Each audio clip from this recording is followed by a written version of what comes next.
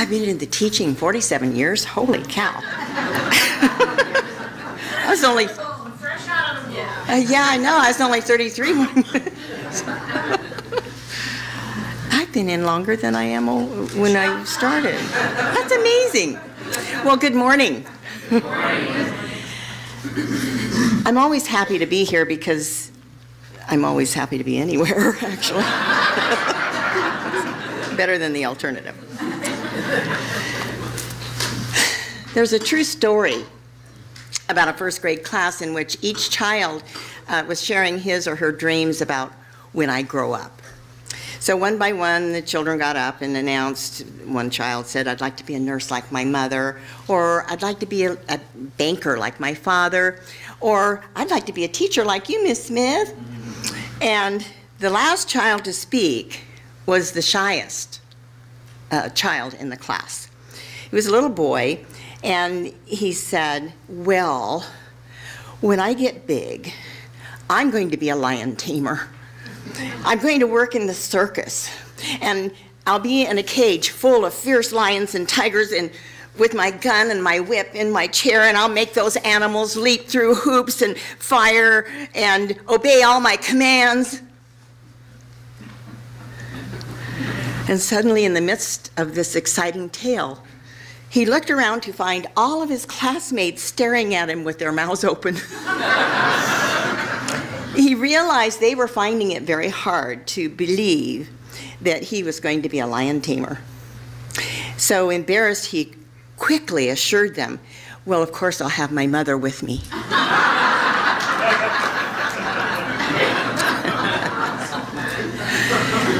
That little boy, unbeknownst to him, was expressing how he had the power of being bold in his life by calling on the 3 C's, the necessary ingredients that we all need to express the power of God in our daily living. And when I told my girlfriends that I was going to be speaking on this and talk about the power of the 3 C's, she said, oh, one of them said, it must be cognac, Chardonnay, and champagne, right?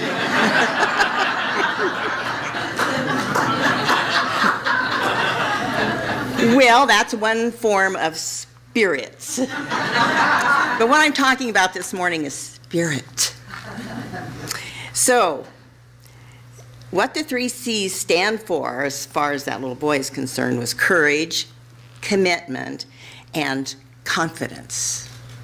Necessary ingredients and qualities of God that have to be brought forward from within the self in order to succeed in whatever your goal or intention happens to be. That little boy had the courage to get up and tell the story. No matter how shy he was, he told the story. And he was committed to the idea through his enthusiasm. And even though he wavered a bit in his confidence, he had a solution about how to fix the problem by having his mother with him. There you go. He used all 3: courage, commitment, and confidence. Now, did you know that the word bold means to be courageous, daring, and imaginative, beyond the usual limits of conventional thought or action? And then it continues with the downside of the definition of bold. And it says to be bold also means flashy, showy, abrupt, and even brazen. Well, no wonder some people shy away from being bold.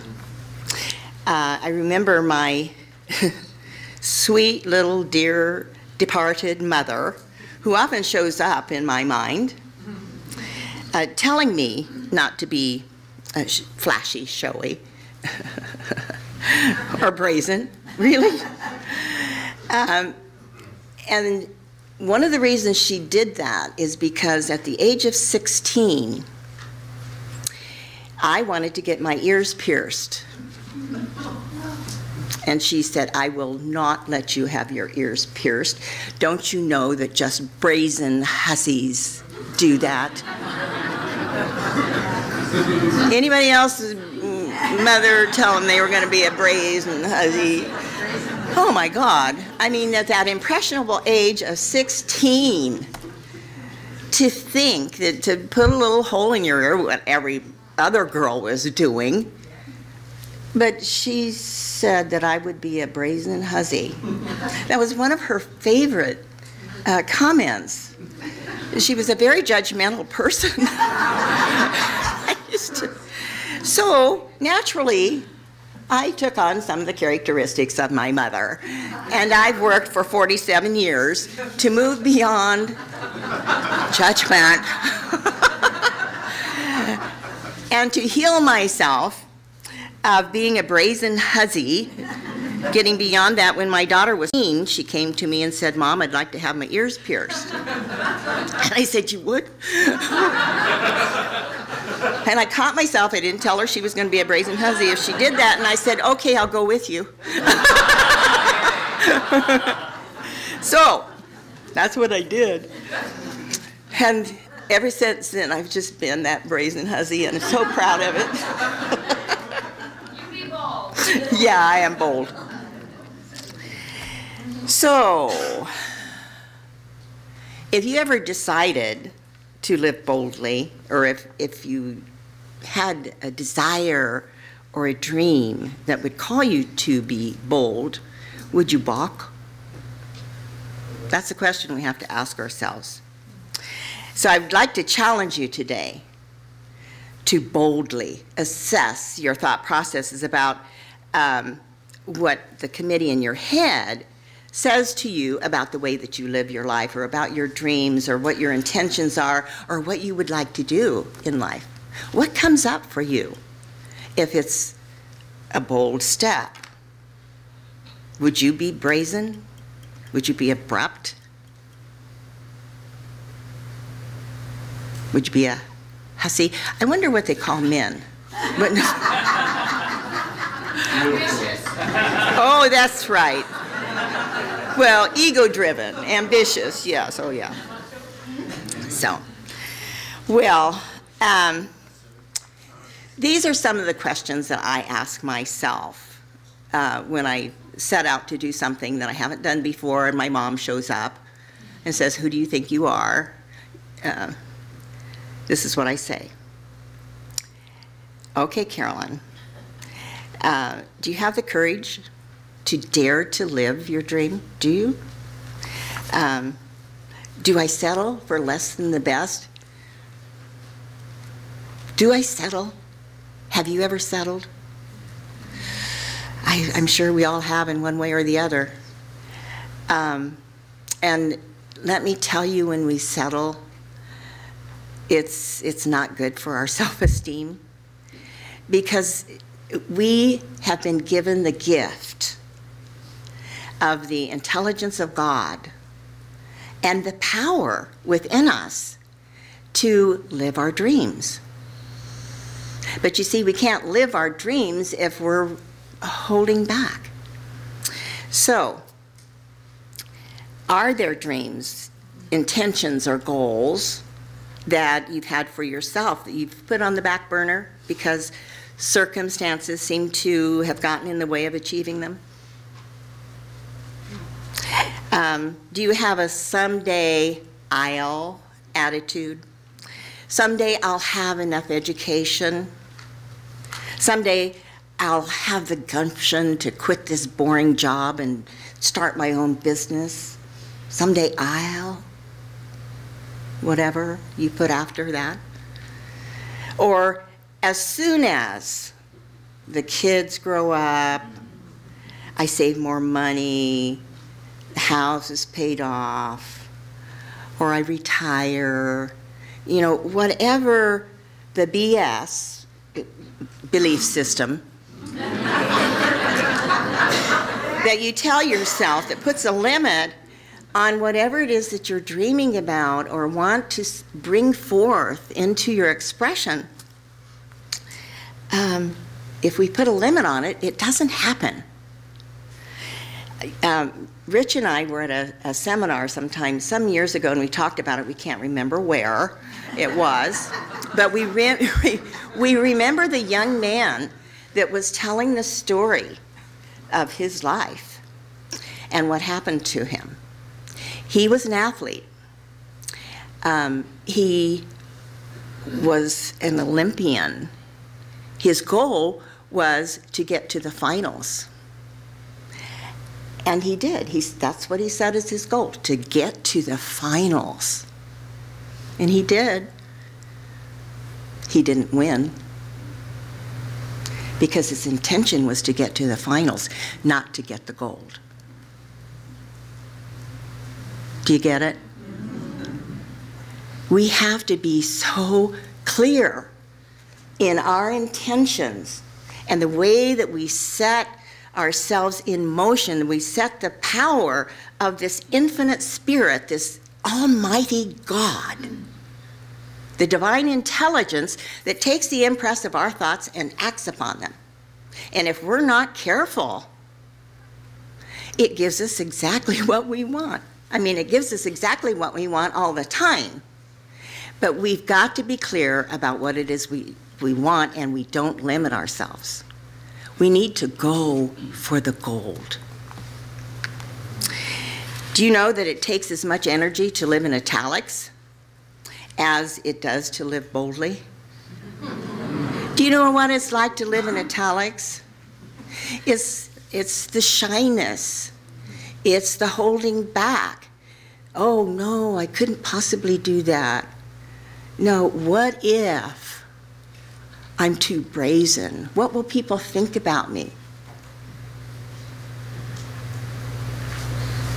Those are killers of the spirit. And it doesn't get you what you want.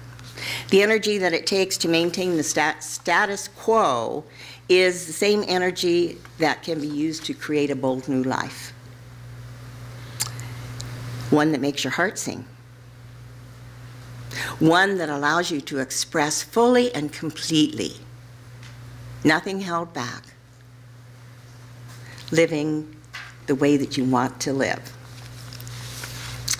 So, in order to live boldly, there are some patterns for living that need to be abandoned. And one of the patterns, of course, is to release the belief in limitation and the need to just cope, get by, or simply to adjust.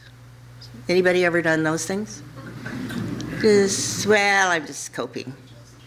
Well, I got by with that one. Well, I'm adjusting.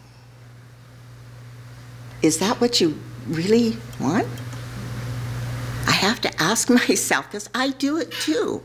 I mean, we're human beings. We place limits on ourselves because we don't fully embrace the oneness of our spirit. And so that's what we're constantly working with. Even after 47 years, I still have to work within myself to let go of limitations when I catch myself, and I catch myself much more quickly than I used to. So,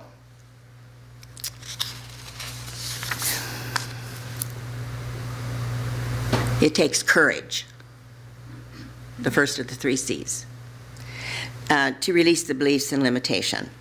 And the dictionary defines courage as the attitude or response of facing and dealing with anything recognized as dangerous, difficult, or painful, instead of withdrawing from it.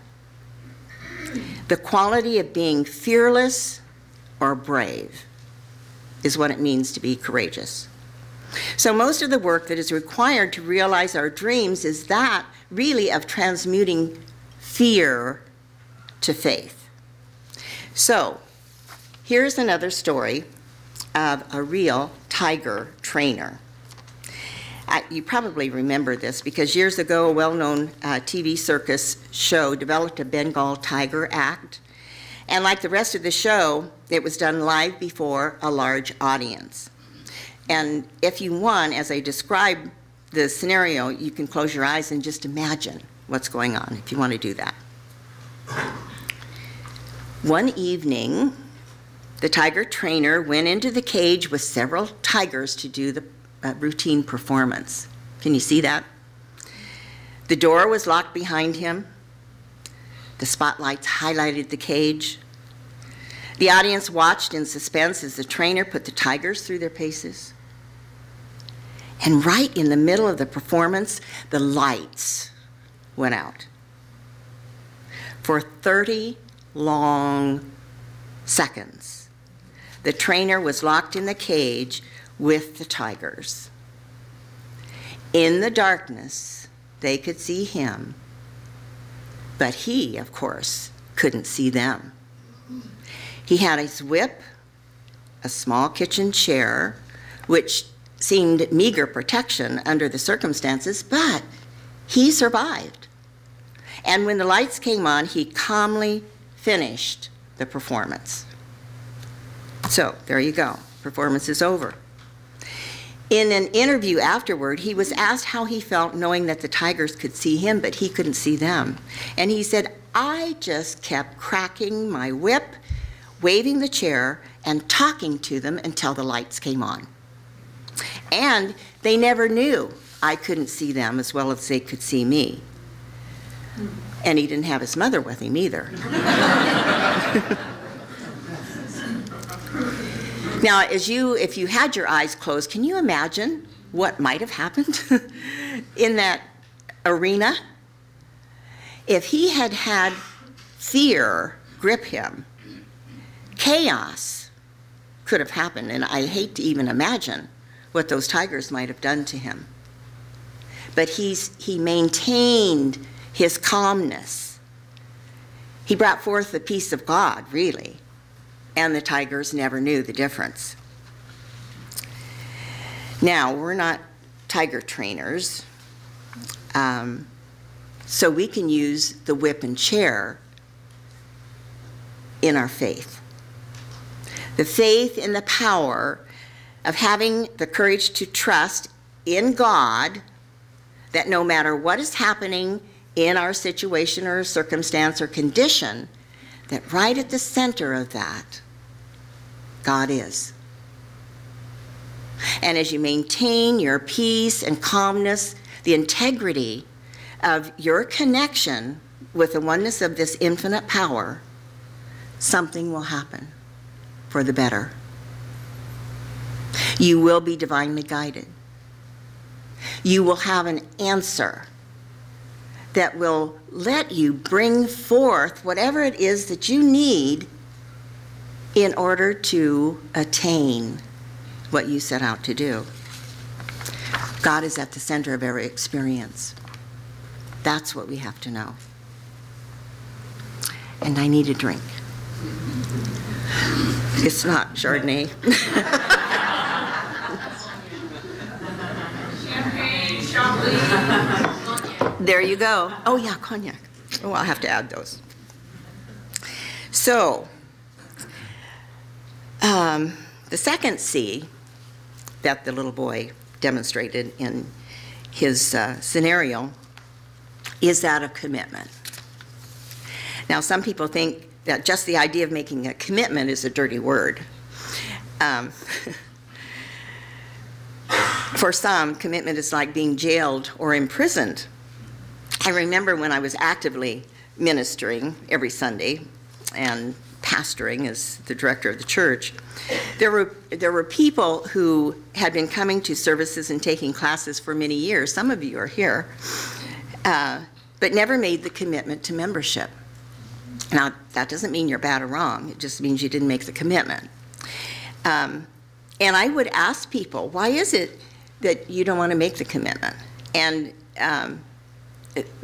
most of the reason that they used to tell me contained 5 words. I am not a joiner. I want to be free to do what I want to do when I want to do it.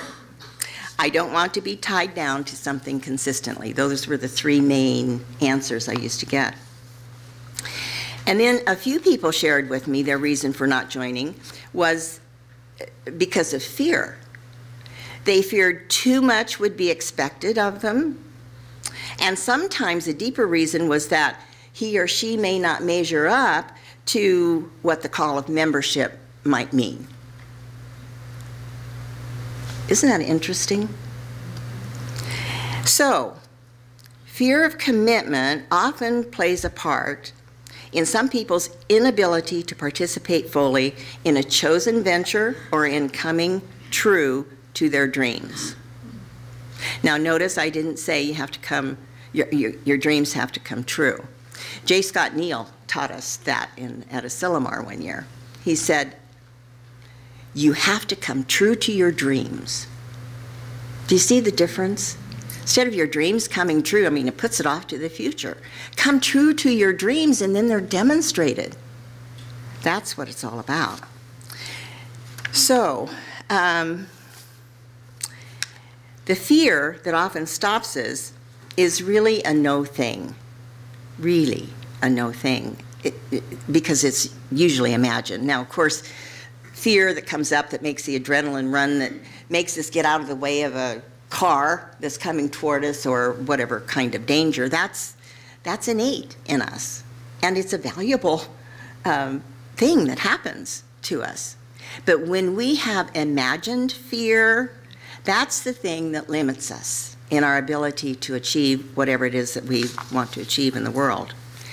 So can you imagine what would have happened here if members had not committed to making this work successful? It wouldn't have lasted beyond the first year if there had not been commitment on the part of the whole. That those first 100 people, there were 81 that signed the charter of this church. And basically 100, 125 people coming that first year after the charter. And yet this center stands at 33 years. Through 2 ministers, me, Reverend Duchess, and several changes in venue. And then right back here, right where we started. Interesting, huh? But it took commitment to do that. And I've always been motivated by Gerda's thoughts about commitment, and I thought you would too, so I'm just going to read a portion of it. It's kind of long. It says, until one is committed, there is hesitancy, the chance to draw back, always ineffectiveness.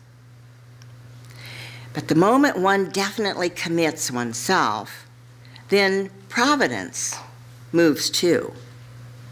A whole stream of events issues from the decision, raising in one's favor all manner of unforeseen incidents and meetings and material assistance which no man could have dreamed would have come his way.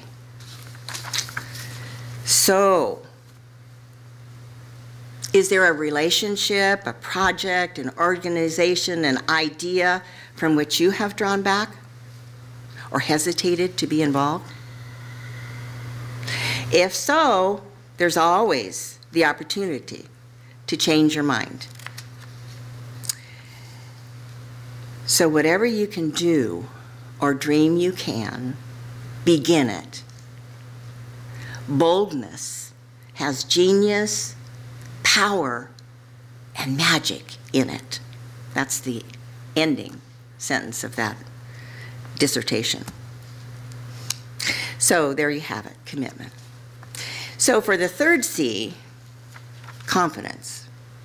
The dictionary defines it as faith in oneself and one's powers without any suggestion of conceit or arrogance. There it is again. Conceit, arrogance, brazen, abrupt. What is that? It's just something attached to human nature that I think we've developed as human beings, because they're certainly not qualities of God. I think the first definition, faith in oneself and one's power, that's it. Faith in oneself and one's power. That's the confidence that we need to move forth in whatever it is that we're choosing. So for me, This definition is telling us that to activate the power of being bold, I have to have the faith and trust in the truth of who I am. Do you have the faith and trust in the power of who you are? And no, we may not have it all the time, but that needs to be our goal, our intention. If we're constantly, consistently working on that idea to incorporate the trust that, yes, God is what I am. Yes, God is at the center of every activity. Yes, when I'm doing my spiritual practices, I'm receiving guidance. And I listen and I follow through because I trust the Spirit that is what I am. That's where we need to be in consciousness. So, one of the things that helps me when I'm trying to decide between this idea, that idea, or where I need to be, and there's confusion, I sit quietly and I ask myself, what is mine to do? What is mine to do? And I wait. Wait upon the Lord is one of the things from Scripture. And I never really knew what that meant when I was younger, but I think I know what it means now. The Lord is the law. So waiting upon the inspiration that comes when you ask that question, what is mine to do? And I'm always surprised at the answer. Sometimes it's to take action, and sometimes it says, mind your own business. That's a hard one. But the more we really pay attention and follow that inner guidance, the better off we are. And finally, when we have the courage to fight the tigers in our lives, the commitment to do whatever is necessary for our chosen dreams to succeed, we will have the confidence to follow our inner guidance. And that's what the athletes are doing in the Olympics. Are you watching? Oh, it's so exciting. I'm just in awe of what people can do with their physical bodies. It's just amazing. Yeah, they have fought many tigers in the dark. Some have won, some have lost, but they have accepted the necessary ingredients of the 3 C's to take bold action and become a champion. And I think they're all champions whether they win or not. If they get that far, they're a champion in my mind. Now, we have the same opportunity to claim the gold for ourselves if we use the formula of having the courage to choose anew, the commitment to stick to a plan and follow through with the necessary action, because the confidence we have in the higher power guides us to achieve what it is that we believe. So, with that said, and thinking about the Olympics, I was on Facebook and I found a video from YouTube. And it's the most inspiring thing I think I've ever seen, and it says eloquently what I have been trying to tell you this morning. So I invite you to watch Team Great Britain gymnasts doing their thing with the invitation by Oriah Mountain Dreamer in the background. And it's just under 3 minutes, so enjoy.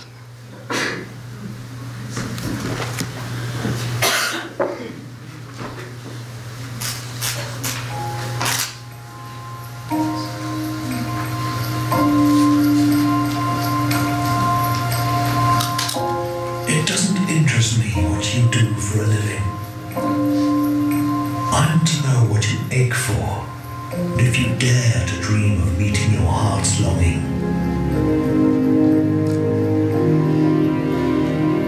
It doesn't interest me how old you are. I want to know if you will risk looking like a fool for love, for your dream, for the adventure of being alive.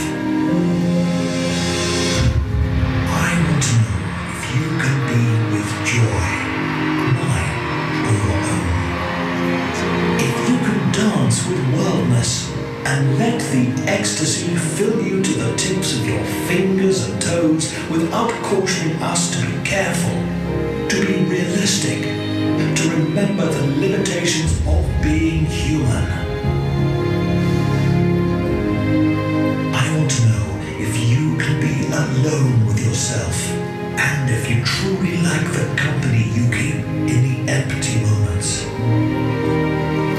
It doesn't interest me to know where you live or how much money you have. I want to know if you can get up after the night of grief and despair, weary and bruised to the bone, and do what needs to be done.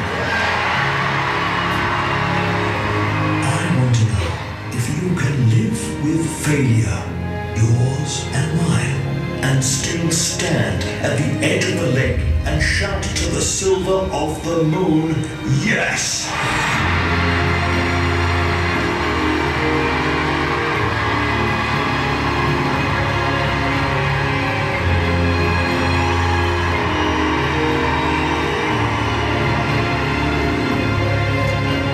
It doesn't interest me who you know or how you came to be here.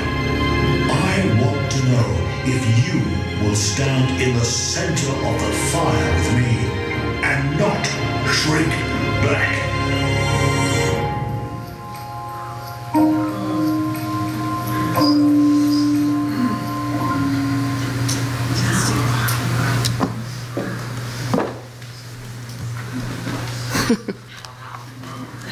Yeah, wow.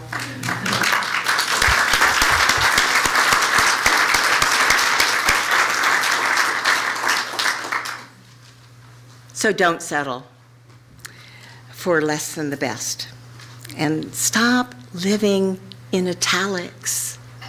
We were meant to go for the gold. So I charge you to do that. And so it is.